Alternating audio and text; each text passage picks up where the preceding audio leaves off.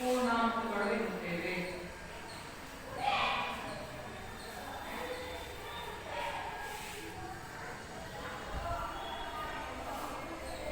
ನನಗೆ ಹೇಳಿದಂಗೆ ಇಲ್ಲಿ ಧನ ಸಂಖ್ಯೆಗಳು ಇರ್ತವೆ, ಋಣ ಸಂಖ್ಯೆಗಳು ಇರ್ತವೆ, ಮತ್ತೆ ಸೊನ್ನೆನೂ ಕೂಡ ಇರುತ್ತೆ. ಮತ್ತೆ ಪೂರ್ಣಾಂಕಗಳನ್ನ ಯಾವ ಸಂಖ್ಯೆಯಿಂದ ಸೂಚಿಸ್ತೀವಿ ಏನಾದ್ರು ಗೊತ್ತಿದೆಯಾ? ಎಸ್, ಯಾವ ಸಂಖ್ಯೆಯಿಂದ ನಾವೆಲ್ಲ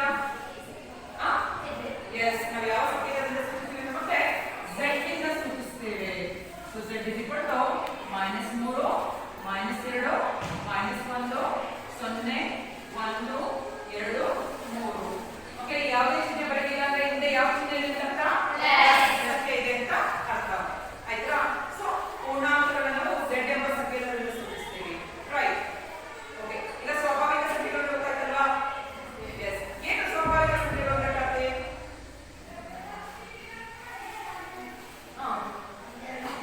1 2 3 ಎಣಿಕೆಯ ಸಂಖ್ಯೆಗಳಾದ 1 2 3 4 ಇವುಗಳನ್ನ ಏನಂತೀವಿ ಮಕ್ಕಳು? ನಾವು ಸ್ವಾಭಾವಿಕ ಸಂಖ್ಯೆಗಳು ಅಂತ ಹೇಳ್ತೀವಿ ಅಲ್ವಾ? ಸ್ವಾಭಾವಿಕ ಸಂಖ್ಯೆಗಳನ್ನ ಯಾವ ಸಂಖ್ಯೆಯಿಂದ ಸೂಚಿಸ್ತೀವಿ? ನಿಮಗೆ n ಎಂಬ ಸಂಖ್ಯೆಯಿಂದ ಸೂಚಿಸ್ತೀವಿ. ರೈಟ್. ಹಾಗಾದ್ರೆ ಪೂರ್ಣಾಂಕಗಳು ಅಂದ್ರೆ ಏನು? ಕವೇಳಪ್ಪ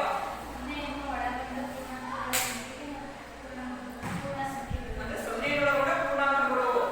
ಪೂರ್ಣಾಂಕಗಳು ಅಂತಂದ್ರೆ ಧನ ಸಂಖ್ಯೆಗಳು ಇರುತ್ತೆ, ಸೊನ್ನೆಗಳು ಇರುತ್ತೆ, ಋಣ ಸಂಖ್ಯೆಗಳು ಇರುತ್ತೆ. ಅದನ್ನ ನಾವೇನ್ ಹೇಳ್ತೀವಿ? ಪೂರ್ಣಾಂಕಗಳು ಅಂತ ಹೇಳ್ತೀವಿ. ಅದನ್ನ ಯಾವ ಸಂಖ್ಯೆಗಳಿಂದ ಸೂಚಿಸ್ತೀವಿ ಅಂದ್ರೆ z ಎಂಬ ಸಂಖ್ಯೆಗಳಿಂದ ಸೂಚಿಸ್ತೀವಿ. ಮಕ್ಕಳು ಇವು ಮೂರು ನೀವು ಸಮೇತ ಕಲಿತಿರುವಂತದ್ದು. ಭಾಗವತ ಸಂಖ್ಯೆಗಳು ಅಂತ ಕೇಳಿದ್ದೀರಾ? ಕಲಿತಿದ್ದೀರಾ? ನೆನಪಿದ್ಯಾ? ಇಲ್ಲ. ಇವತ್ತಿನ ನಮ್ಮ ಪಾಠ ಯಾವುದಂದ್ರೆ ಭಾಗವತ ಸಂಖ್ಯೆಗಳು. ವೆರಿ ಇಂಪಾರ್ಟೆಂಟ್ ಮಕ್ಕಳು, ಎಷ್ಟು ಕೇಳಿಕೊಳ್ಳಿ. ಏನು ಭಾಗವತ ಸಂಖ್ಯೆಗಳು ಅಂತಂದ್ರೆ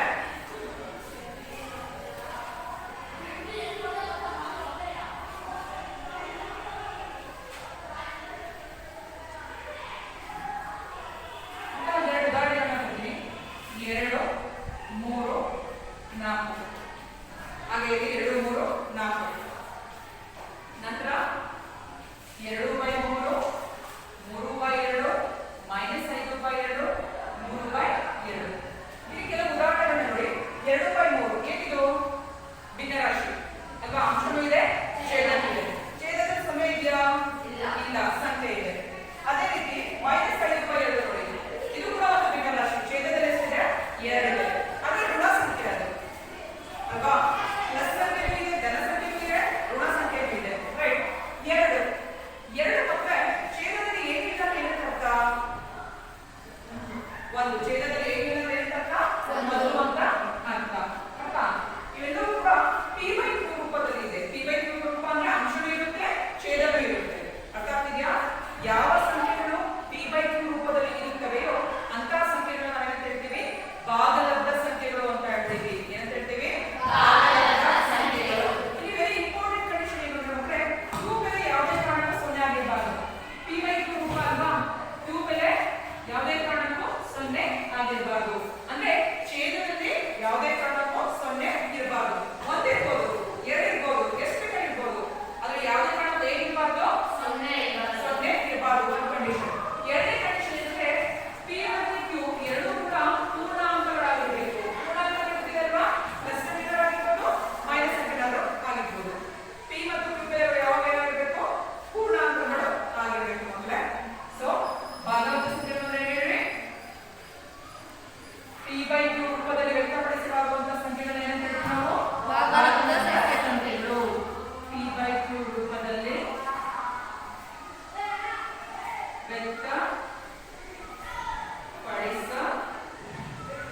ವ್ಯಕ್ತಪಡಿಸಬಹುದಾದ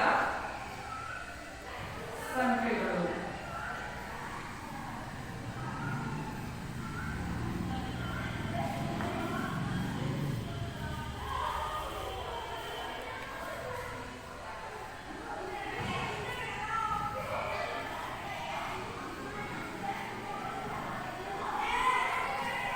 ಮೇನ್ ಕಂಡೀಷನ್ ಏನು ಮಕ್ಕಳು? q ಬೆಲೆ ಯಾವುದೇ ಕಾರಣಕ್ಕೂ ಏನಾಗಿರಬಾರದು? 0 ಆಗಿರಬಾರದು. p ಮತ್ತು q ಕೂಡ ಏನಾಗಿರಬೇಕು?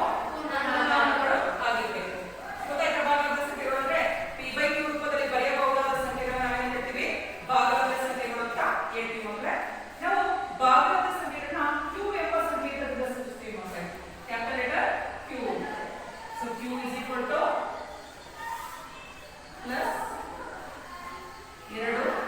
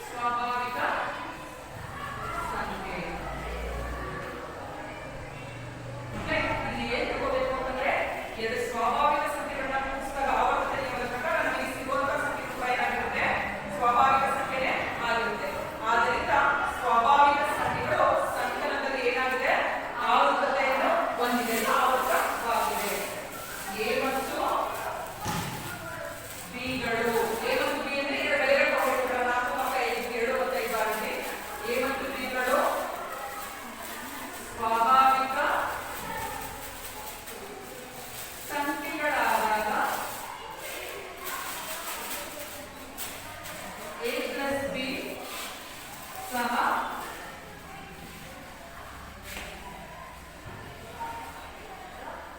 ಒಂದು ಸ್ವಾಭಾವಿಕ ಸಂಖ್ಯೆ. ಆದ್ದರಿಂದ ಸ್ವಾಭಾವಿಕ ಸಂಖ್ಯೆಗಳು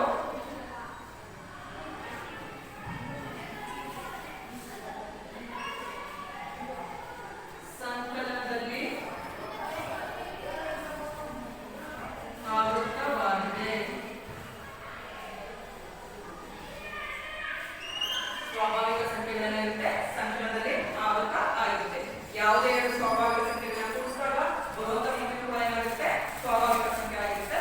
ಹಾಗಾಗಿ ಸಂಕಲನವು ಸ್ವಾಭಾವಿಕ ಸಂಖ್ಯೆಗಳು ಏನಾಗಿರುತ್ತೆ ಆವೃತವಾಗಿರುತ್ತದೆ. ಓಕೆ, ಸಂಕಲನ ಆವೃತ ಆಗಿದೆ ಅಂತ ಗೊತ್ತಾಯ್ತು. ಈಗ ನಾವು ನೆಕ್ಸ್ಟ್ ಬರುವಂತದ್ದು ಯಾವುದು ಸಂಕಲನ ಬರುವಂತದ್ದು ವ್ಯವಕಲನ. ವ್ಯವಕಲನ ಆವೃತವಾಗಿದೆ ಎನ್ನುವಂತ ಚೆಕ್ ಮಾಡೋಣ ನಾವು.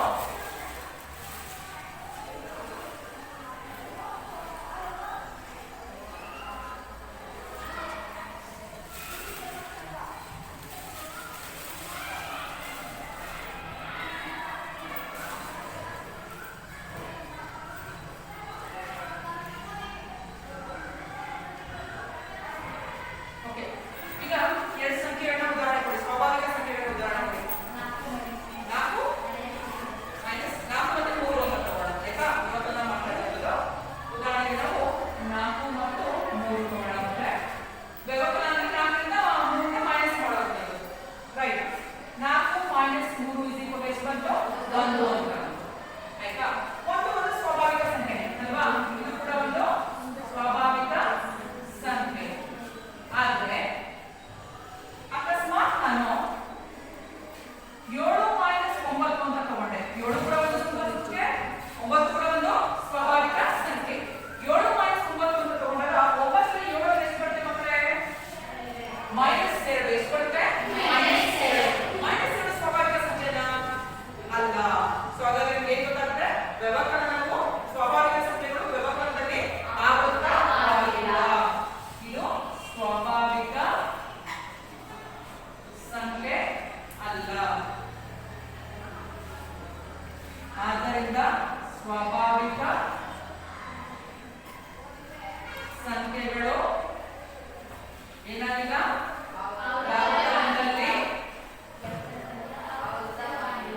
ವ್ಯವಕಲನದಲ್ಲಿ ಆವೃತವಾಗಿಲ್ಲ. ಮತ್ತೆ ನಿಮ್ಗೆ ಸ್ವಾಭಾವಿಕ ಸಂಖ್ಯೆಗಳ ಸಂಕಲನ ಮಾಡಿದ್ವಿ ಅಲ್ವಾ? ಅದೇ ರೀತಿ ಏನ್ ಮಾಡಿದ್ವಿ? ವ್ಯವಕಲನ ಕೂಡ ಮಾಡಿದ್ವಿ. ಸೊ ಸ್ವಾಭಾವಿಕ ಸಂಖ್ಯೆಗಳು ಯಾವುದೇ ಆವೃತವಾಗಿದೆ? ಸಂಕಲನದಲ್ಲಿ ಆವೃತವಾಗಿದೆ. ವ್ಯವಕಲನದಲ್ಲಿ ಆವೃತವಾಗಿದೆಯಾ? ಇಲ್ಲ. ವ್ಯವಕಲನದಲ್ಲಿ ಆವೃತವಾಗಿಲ್ಲ. ಸೊ ವ್ಯವಕಲನದ ನಂತರ ಬರುವಂತದ್ದು ಯಾವುದು? ಗುಣಾಕಾರ. ಗುಣಾಕಾರದಲ್ಲಿ ಆವೃತ ಆಗಿದೆಯಾ ಅಂತ ನೋಡೋಣ ಮಕ್ಕಳೇ. ಸೊ ಯಾವ್ದಾದ್ರು ಸಂಖ್ಯೆಗಳನ್ನ ಹೇಳಿ. ಸ್ವಾಭಾವಿಕ ಸಂಖ್ಯೆಗಳನ್ನ ಹೇಳಿ. ಘನ ಸಂಖ್ಯೆಗಳು ಮಾತ್ರ ಬರುತ್ತದೆ ಸ್ವಾಭಾವಿಕ ಸಂಖ್ಯೆಗಳಲ್ಲಿ. ಯಾವ್ದಾದ್ರು ಒಂದು ಹೇಳಿ, ಉದಾಹರಣೆ ಹೇಳಪ್ಪ.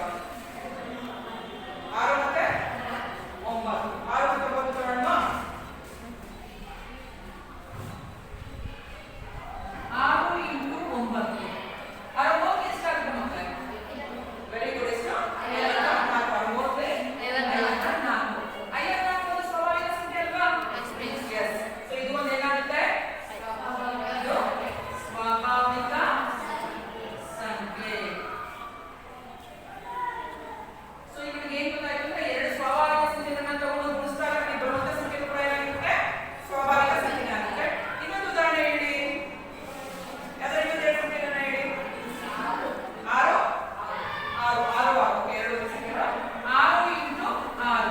6 ಎಷ್ಟಾಗುತ್ತೆ? 36. ಇಲ್ಲಿ ಬರುವಂತ ಸ್ವಾಭಾವಿಕ ಸಂಖ್ಯೆ ಅಲ್ವಾ? ಸೊ ಎರಡು ಉದಾಹರಣೆಯಿಂದ ನಿಮ್ಗೆ ಏನ್ ಗೊತ್ತಾಗುತ್ತೆ? ಸ್ವಾಭಾವಿಕ ಸಂಖ್ಯೆಗಳು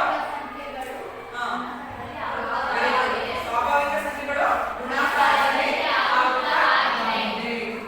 ಸ್ವಾಭಾವಿಕ ಸಂಖ್ಯೆಗಳು ಗುಣಾಕಾರದಲ್ಲಿ ಆವೃತವಾಗಿದೆ.